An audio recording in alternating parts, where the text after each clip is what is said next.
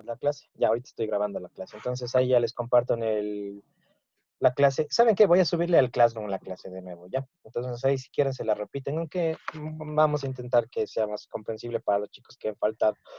Bueno, guaguas, espero que ya haya Profe, individua. ¿de qué es la tarea que dice en el Classroom que es para el 3 de junio que dice del sistema solar? No hay que hacer un sistema solar, tiene que buscar hidrógeno, hierro y tiene que ¿Qué? crear un universo y después crear vida. Este- Mentiroso. ¿Qué tal? Tenemos Ya me asusté, profe. Profe, no Pero puedo. me hizo asustar. ya no van a hacer vida porque es imposible. Ya me veré Hasta donde el sabemos. hierro, profe. Ya después te indico, tranquilo, ya. Ya, gracias, profe. Ya, bueno, soy. Bueno, vamos a ver. Vamos a hablar sobre los viajes espaciales. El señor de acá es Neil Armstrong, que es el primer hombre en pisar la luna. Entonces está pisándole la luna, fíjense.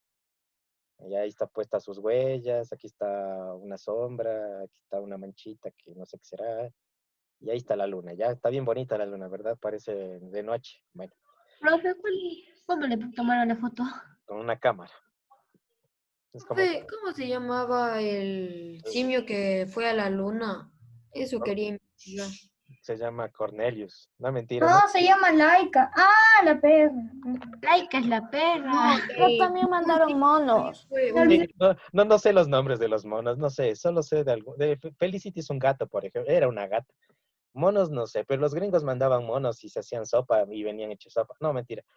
Bueno, algunos vivieron, algunos murieron, ¿no? Entonces, bueno, hoy día no vamos a hablar de monos, ni de perros, ni de gatos, pero vamos a hablar en sí de los cohetes, porque creo que es más importante el avance tecnológico en este caso. Obviamente los animales nos dan pena, ya, pues, pero eso hablaremos tal vez otro día, ¿ya? Nos quedan de aquí 6 clases o 5 clases. Creo que nos quedan 5 clases y se acaba el año con ustedes. Ok, vamos a ver.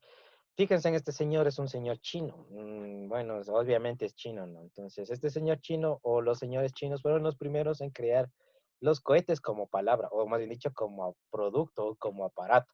Entonces, si ustedes ven, aquí está pues un cohete que era hecho de bambú y en el interior utilizaba un químico o una mezcla de químicos que se conoce con el nombre de pólvora. Entonces, la idea de los chinos era utilizar estos cohetes para hacer fuegos artificiales. Ellos fueron los creadores de los fuegos artificiales y los cohetes eran los primeros, ¿ya? Ahora, con los cohetes hay cosas interesantes. Por ejemplo, estos chinos, las personas del siglo XI de China, utilizaban a los cohetes también como instrumentos de guerra. Entonces les ponían explosivos y explotaban. Y, imagínense, del otro lado había personas con piedras, con flechas. Entonces más propio era mandarles cohetes, pues eso es más técnico, más peligroso, diría yo. Bueno, entonces los primeros en crear cohetes fueron los chinos. Y esta tecnología se distribuyó por todo el planeta. ¿Por qué? Porque había navegantes. Entonces los navegantes viajaban, decían que es eso, está interesante, véndame unita, pure, deje a 5 y bueno, les rebajaban de precio y se llevaban a todo el mundo. Tanto así que los ingleses utilizaban a los cohetes como armas en las batallas de barcos. Esto más o menos en el siglo XIX. Entonces, uno de los primeros hombres que utilizó a los cohetes como armamento de guerra, en el caso de los barcos, era William Congreve, ¿ya? Este señor vivía en 1919, a 1900, siglo XIX, perdón, y comenzó a utilizar en los barcos cohetes como que fuera armas, ¿ya? Y mandaban de un barco a otro, incluso Inglaterra atacó Holanda y países así, pues entonces era un arma muy peligrosa y muy útil. Pero la intención, y pregunta, ¿Las bengalas son los mismos que los fuegos artificiales? no, una bengala no es eso.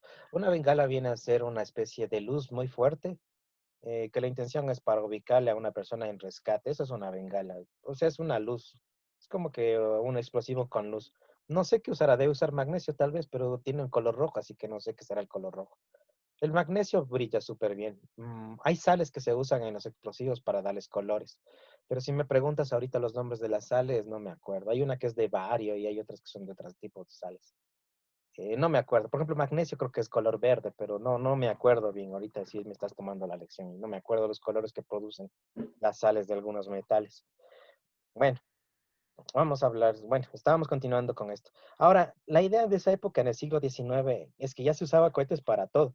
Y habían personas que querían como imaginarse cómo podrían mandar a una persona fuera del planeta Tierra. Tal vez en un cohete, pero para hacer un cohete debería ser gigantesco. Así que se llevó en la imaginación de las personas esa idea de crear cohetes que lleven personas. Tanto así que en el mismo siglo XIX se crearon varias novelas o historias o cuentos, pero de las dos más populares pues son las que están ustedes viendo en la pantalla. Una de ellas es de un francés llamado Julio Verne, que creó una historia que se llama De la Tierra a la Luna. En esta historia nos cuenta, ya pues ya les estoy contando. La historia nos cuenta la historia de, bueno, la historia nos cuenta la historia, perdón. Esta historia habla sobre unos astronautas que fueron al espacio, iban llevando un perrito y un gallo, o algo así es. Ya no me acuerdo. Leí cuando tenía como 10 años y no la he vuelto a leer hace tiempo. Nos va a mandar a leer esos libros. No, no les voy a mandar a leer, pero me gustaría que los lean. Al menos este de aquí, de la Tierra a la Luna, es muy triste porque se va muriendo. Creo que se muere el gallo. El gallo se va muriendo en el viaje. Pero no les quiero spoilear la historia porque es un viaje largo, largo que se demoran bastante tiempo en llegar a la Luna. Y son los animales y las personas son como amigos. Entonces les va pasando cosas en el viaje. Imagínense en que esa era la idea. Era un cuento. Entonces las personas imaginaban con un viaje hacia la Luna. Julio Verne es el padre de la ciencia ficción, es más, es un hombre interesante. Y hace algunos libros geniales. Ahora, Profe, los cuentos tienen finales felices, no tristes. no, porque la vida real tiene finales ambiguos, así que no. ¿Saben quién? Disney tiene la culpa de esos finales felices, porque no todos son reales. Por ejemplo, La Bella Durmiente no es que se enamoró del chico, fue violada y ella tuvo del chico y tuvo un embarazo en dormida, así que es horrible. ¿Qué más? Todos los finales de Profe, no me traume. La Sirenita, la Sirenita. Ya me traumé. Ya, bueno, ya no les cuento. Pero Phineas y Fer, profe. la Sirenita se suicida también porque no puede estar con el chico. Bueno, ya no les cuento más porque esos finales. Qué miedo, qué miedo. Ya, perdón, profe. La pero les cuento. Cenicienta. No, porque el papá de la Malo, arruinó toda dio su pierna. infancia. Ya, bueno, ya, pero ya están grandecitos. Solo que les pido que esos libros que ustedes ven que son de Disney no son reales. Los cuentos reales son reales. las historias más pesadas. Pero bueno, estamos hablando de otros cuentos. Como la que se corta el pie, la Cenicienta, ni sé qué. La madrastra les corta los tobillos a las hermanastras. Cierto. Ya, hablemos de esto. Ya no estamos hablando de las hermanastras. A ver, chicos, la segunda novela de la época se llama La Guerra de los Mundos y es escrita por un señor llamado H.G. Wells, ¿ya? Y en esta nos cuenta la historia de unos marcianos que vienen al planeta Tierra y comienzan a hacer sopa con las personas. Bueno, no les hacen sopa, les hacen como colada y se los chupan. Y vienen en unas naves espaciales con patas que se llaman los trípodes y destruyen el planeta Tierra. Esta novela es importante para la historia porque aquí en Ecuador, al menos aquí en Ecuador, pasó algo bien chistoso. ¿Se acuerdan que escucharon el audiolibro del señor, ¿cómo era? De Isaac Asimov? Entonces, en la época de los 60 se hacían muchas historias llamadas audiolibros o se les llamaba radionovelas también, porque no había televisión, entonces se narraban historias por la radio. Todo el mundo escuchaba por la radio.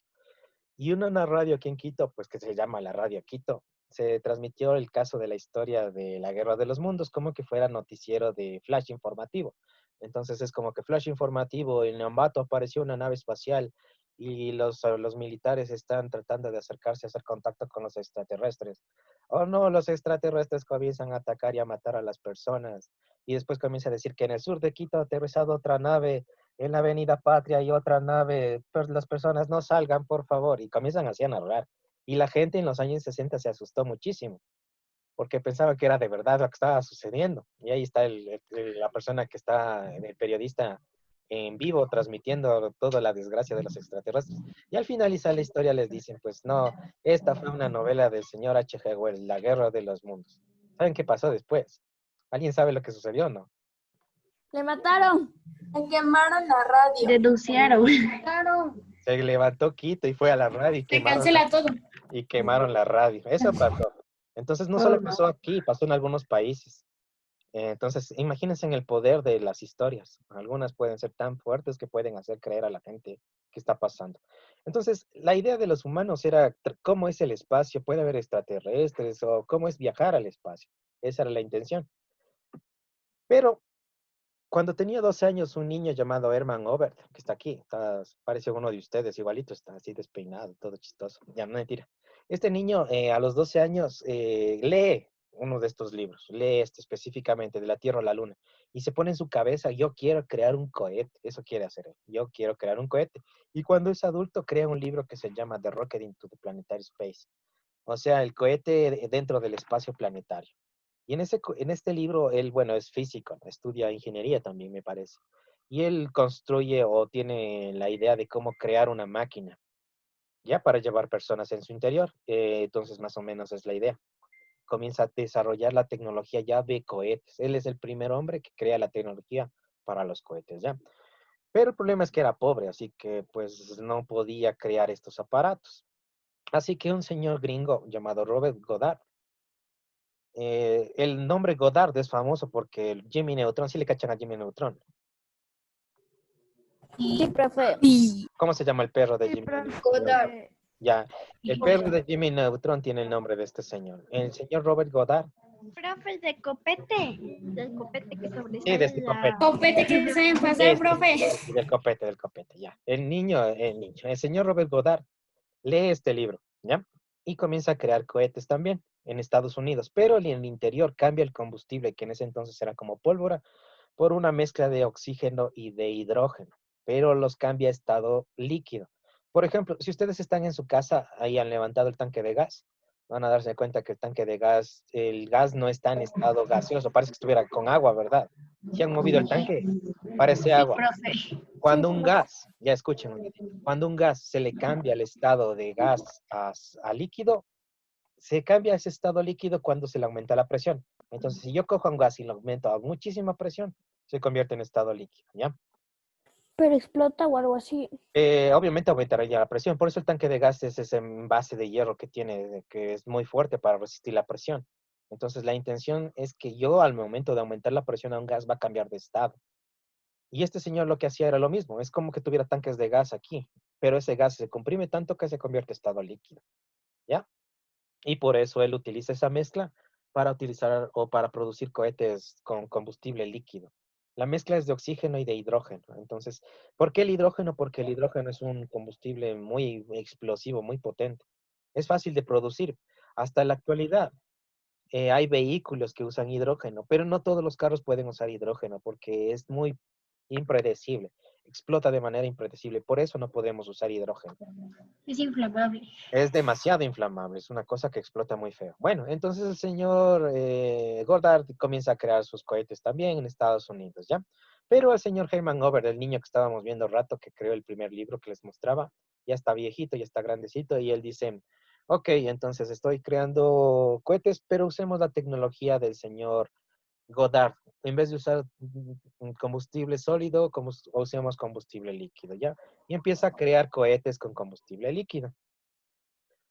Ok, entonces él conoce a un chico que se llama Wernher von Braun. A los 18 años, Wernher von Braun se hace amigo del señor Obert y comienzan a hacer cohetes.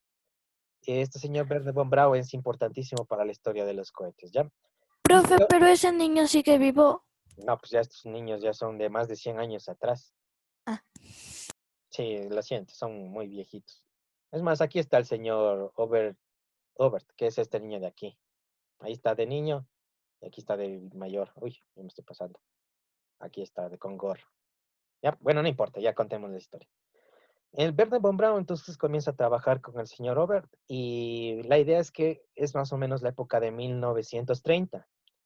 Y los alemanes estaban pues como que con ganas de hacer algo interesante a nivel planetario y se les prohibió a los alemanes por la Primera Guerra Mundial, por el desastre de la Primera Guerra Mundial, se les prohibió utilizar armas. Entonces la nueva idea de los alemanes era utilizar misiles como armas para que lleven bombas. Como esa arma no estaba catalogada como prohibida, ¿qué tal si desarrollamos una bomba que sea transportada por un misil o por un cohete? Entonces él encargó el trabajo a Wernher von Braun y él dijo, pues, él no es que quería hacer armas, sino que la idea era de él viajar al espacio. Y para viajar al espacio se necesita plata. Entonces, no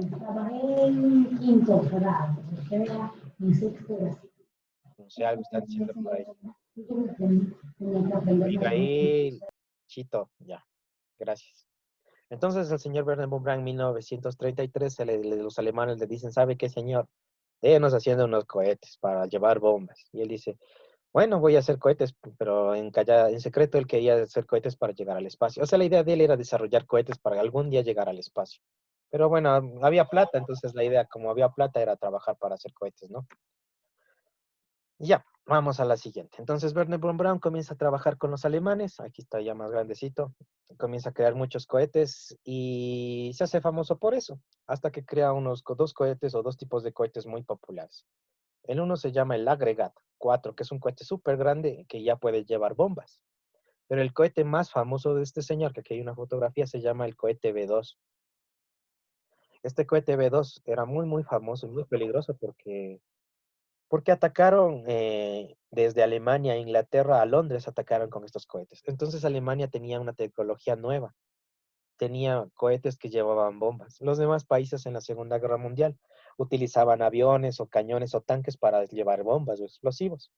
Así que esta era una manera práctica para llevar bombas o explosivos, un cohete. O sea, yo disparo desde Ecuador y ese misil podría ir a Perú, por ejemplo. Esa era la idea de los alemanes.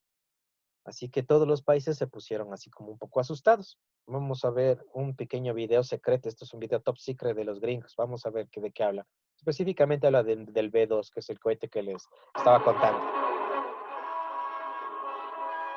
Vivid German films uncovered by Allied occupation men tell the story of the V-2 rocket through enemy eyes. In a last desperate attempt to escape defeat, German science threw everything it had into the perfection of V-2. Hurtling through the stratosphere at 3,000 miles an hour to fall on London, this was the peak of 15 years Ya les of rayaron a German la scientific pantalla research. bombas Minecraft. In the early days, so many launchings were faulty that terrified laborers refused to work on the project. Some would spiral crazily up Ay, se cae, se and cae. then plummet down. Se cae, se cae, se cae. Se cayó.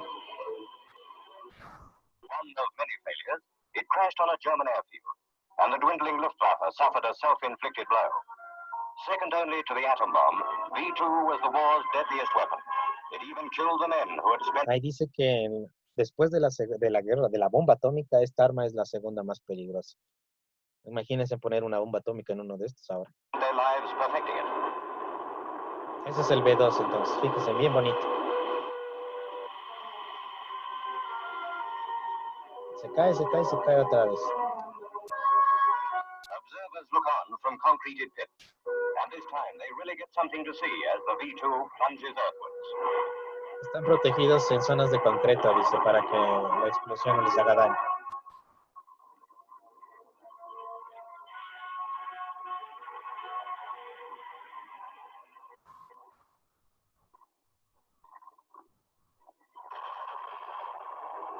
Ya, bueno, hasta ahí mucha explosión por el día de hoy. Ya, bueno, esos eran los cohetes B2 del señor Werner von Braun, ¿ya? Y ya, pues esa es la idea. Buenos días, niña atrasada. Ya. No sé si tengan preguntas hasta aquí. ¿Por qué decía que se cae? Profe, y al momento que probaban los cohetes para ver si es que podían, o sea, funcionar, no sé, no es como que se dañaban. O sea, bueno, les comento, el video que estaban viendo ustedes hace rato es un video de propaganda estadounidense. Y obviamente se ven cohetes cayendo cada rato, ¿no? La idea era que decían, los alemanes están haciendo esta arma, pero no sirve para nada porque siempre se cae. Entonces esa era la idea, como que para mantener tranquilas a las personas estadounidenses.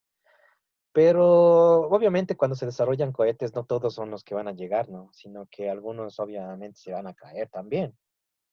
Pero bueno, se desarrolla la tecnología para que eso no se suceda o no pase. Ese es el punto, que no caiga. No sé, otra pregunta, porque alguien más preguntó algo. Y apuren rápido porque no se nos acaba el tiempo. 15 minutos. ¿Alguien más? ¿Alguna pregunta? Y se han caído cohetes con personas. Con personas, no cohetes, transbordadores, sí, pero eso hablaremos más lueguito. Ok, bueno, estos son los cohetes B2. Profe, yo tengo una ¿Cómo pregunta. le hacían para que el cohete... Verá, o sea, en las películas se ve que cuando van al espacio, o sea, van con el cohete, pero llegan a una parte que se despega la parte de atrás o adelante, no me acuerdo bien qué parte era. Ya bien, Zoe, muy bien. Ya te comento, ese es otro tipo de cohete que crearon después, pero eso es con la parte de la historia. Gracias, Zoe. Pero esa parte donde quedó, o sea, ahí flotando en el espacio Correcto, o se queda en el cae. espacio. Depende de la altura. Hay muchas que caen en el mar. Por ejemplo, se lanza desde Cabo Cañaveral en Estados Unidos, que está cerca del mar. Entonces, partes de los cohetes o los módulos de lanzamiento del cohete caen en el océano y son recuperados después por helicóptero y barco. Y otros pedazos se quedan en el espacio. A ver, Y se vuelve Josué, real. vamos. ¿Cómo hacen para que los cohetes exploten? Verás, y estábamos hablando del combustible. Entonces, fíjate acá en el dibujo donde está esta personita. Entonces, aquí en estos tanques tienen, un tanque tendrán hidrógeno y en el otro tendrán oxígeno.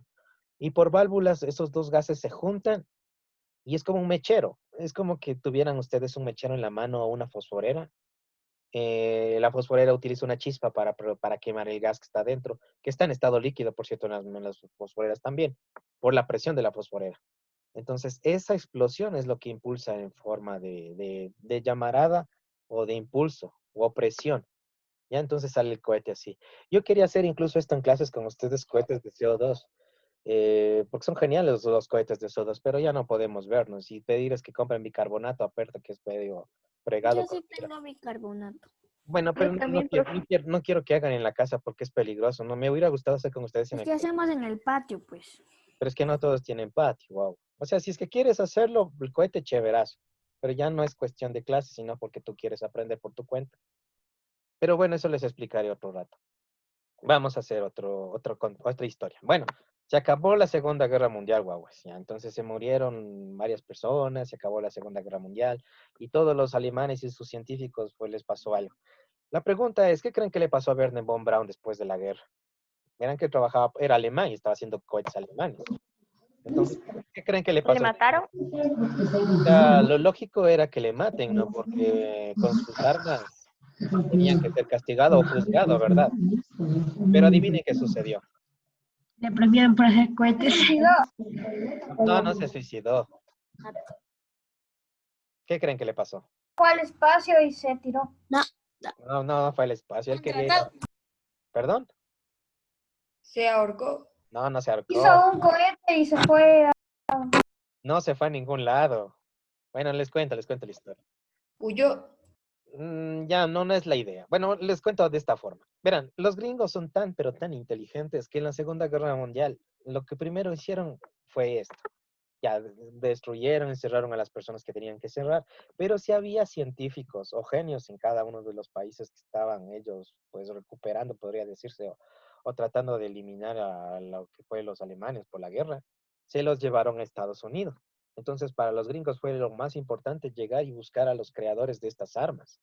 ¿Por qué? Porque si Estados Unidos tiene el cerebro de la creación de esta cosa, para Estados Unidos es perfecto porque podía crear estas armas. Por eso en la actualidad Estados Unidos es lo que es ahora, porque ellos se fueron en busca de las personas más inteligentes que se desarrolló en la Segunda Guerra Mundial, al igual que la Unión Soviética. Entonces, ¿qué hicieron los gringos? Se llevaron 1000 de estos cohetes, o sea, unos 1000 se llevaron a Estados Unidos y no se secuestraron a estas personas, sino les dijeron, ¿quiere ir preso o viene a trabajar con nosotros? Y obviamente es mejor trabajar, ¿no? Y además, este señor quería viajar al espacio, esa era la idea de él. Entonces, Y nunca regresó del espacio. él no viajó al espacio, niños. No viajó él. Él, su sueño era ese, pero no viajó porque ya estaba mayor. Bueno, el punto es este. Entonces, la Unión Soviética, que era el otro país que estaba del otro lado del planeta, que dividieron Alemania en dos, o sea, Estados Unidos en una parte y la otra parte fue dividida por la Unión Soviética, comenzaron a tener tecnología para desarrollar cohetes. Entonces, fíjense en esta fotografía, está un cohete, pero este cohete es de la Unión Soviética y se le llama el cohete R7. Pregunta. Una consulta que sobre más o menos, ¿quién creó más o menos la NASA? Los gringos. O sea, pero más o menos, ¿qué persona? John F. Kennedy era el presidente encargado en esa época para desarrollo del programa espacial estadounidense, que ese es el nombre de la NASA en sí. Y fue en respuesta a la Unión Soviética. A ver. Vamos, pregunta. Profe, ¿y cuál es la velocidad de un cohete?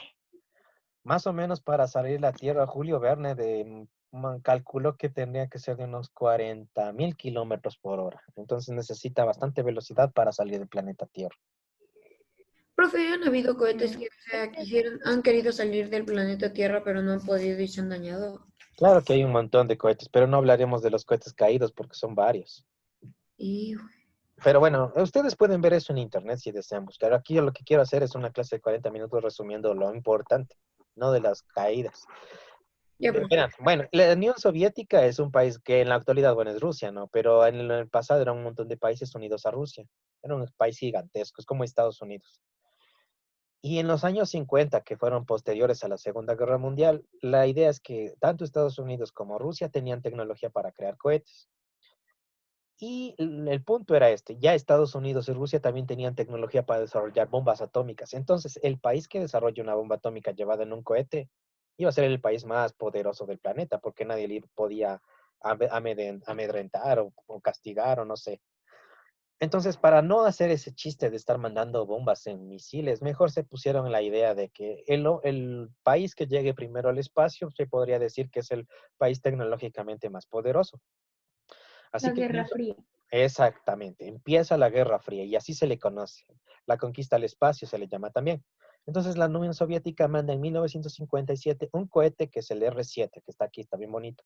Dentro de ese cohete lleva una nave que es, más bien dicho, un satélite, y es el satélite llamado el Sputnik 1, que está transportado por ese cohete.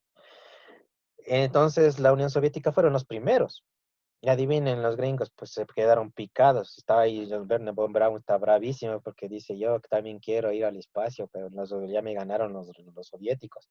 Entonces el señor Werner von Braun crea otro cohete. El cohete se llama Júpiter, Júpiter 6, y es un cohete gigantesco. Y en este cohete lleva una sonda que se llama la Explorer, es un satélite, Explorer 1. Y los manda después de algunos meses después, son unos, creo que me parece que son 8 meses después, de que mandaron al Sputnik al espacio, los soviéticos. Entonces, casito fueron los gringos los primeros. Bueno, no fue la cosa. Unos 4 años después, en 1961, los soviéticos lanzan al primer hombre al espacio.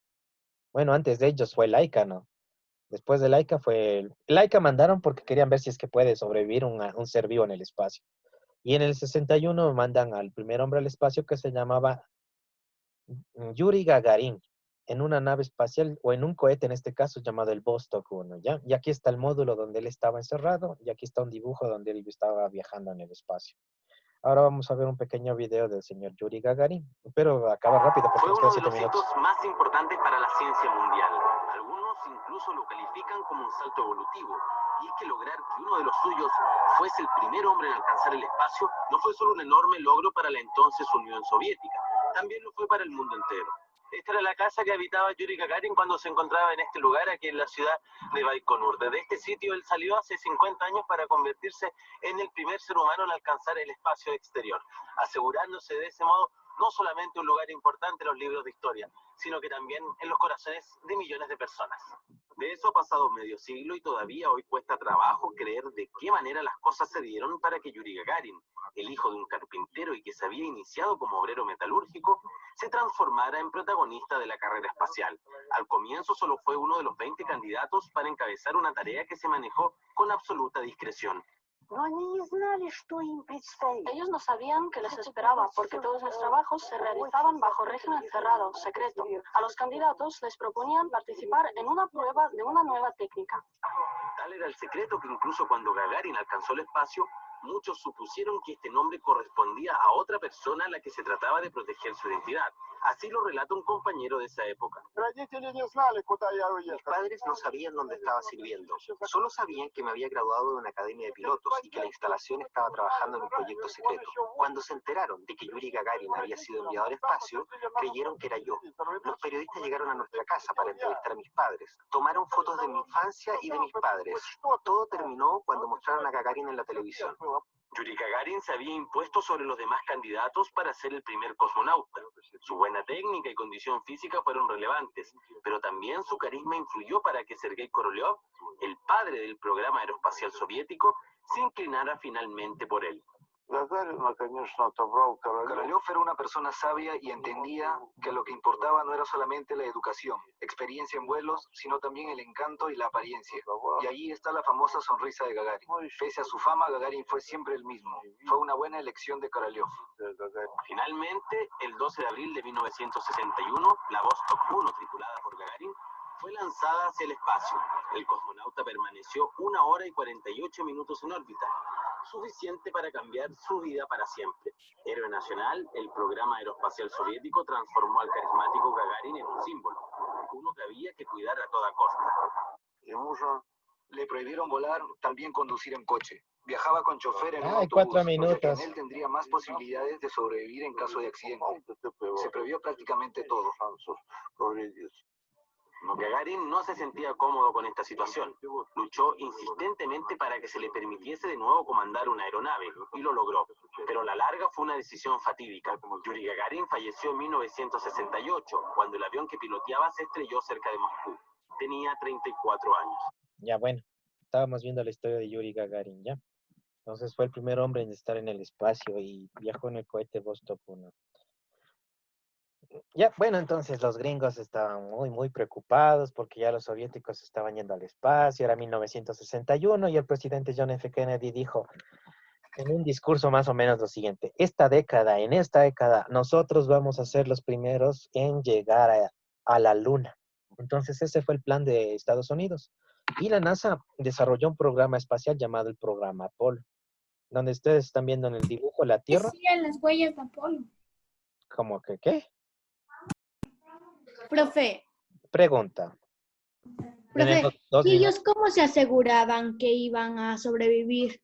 No sabían, por eso tenían que haber hecho pruebas. Por eso el programa espacial Apolo duró casi 10 años. O sea, del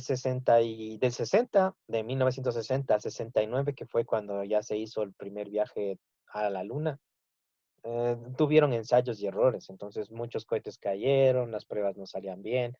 Así que tuvieron 10 años más o menos para probar y errar y corregir esos errores. Y entonces, si ustedes quieren, busquen este escudo y peguen en la mochila, porque es genial. Yo voy a ver si hago eso, si me imprimo este escudo y le pego en mi mochila.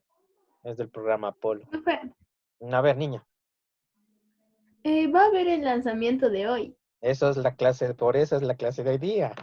Claro que sí. Y es más, todos ustedes me gustaría que lo vean. Pero todavía continuemos con la clase, ¿ya? ¿Qué lanzamiento, profe? Cosas que ya les voy a chismear. Verán, no nos va a alcanzar el tiempo, me va a faltar 5 minutos y después se conectan otra vez, ¿ya? Entonces, Werner von Pero Braun, tenemos otra clase. perdón, Tenemos otra clase. pero ¿a qué horas Pero quieres? sí hay diferencia como de 10 minutos. No, hay diferencia de más de 20 minutos. 20, profe, 20. Ok. Correcto, solo que el amigo está apurado, pero bueno.